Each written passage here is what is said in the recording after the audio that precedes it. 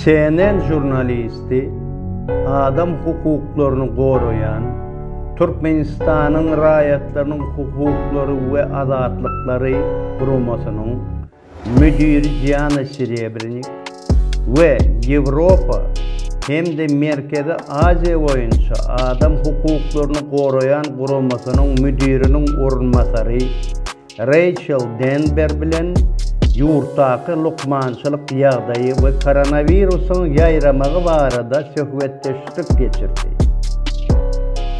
Rachel Denber hökümet ýa-da kellesini guma gömüp ukýar, ýa-da bileşliğin biperway garaýar, ýönemuňa garamazdan netije bir meňzeş, ilatyň köp ejir çekmegi.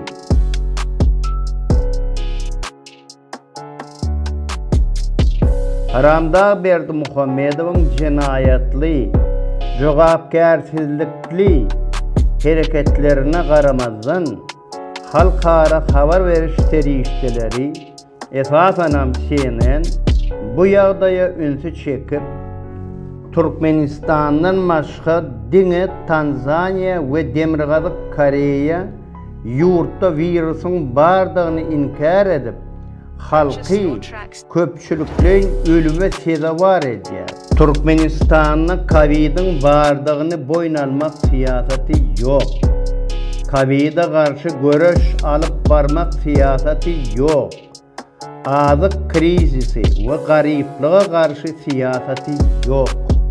Covid başlandan soň bu agdalan problemalar hasam erwetleşdi.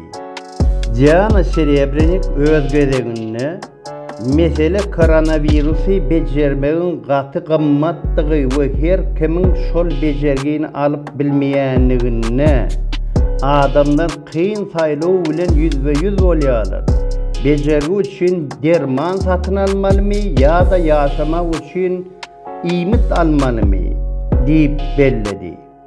Bu kıyın ýagdaýda Türkmenistan raýatlarynyň hukuklary we azatlyklary gurumasynyň lukmanlary raýatlarymyza online bejergi usullaryny habarlaşyp kömek edýärler diýip belledi.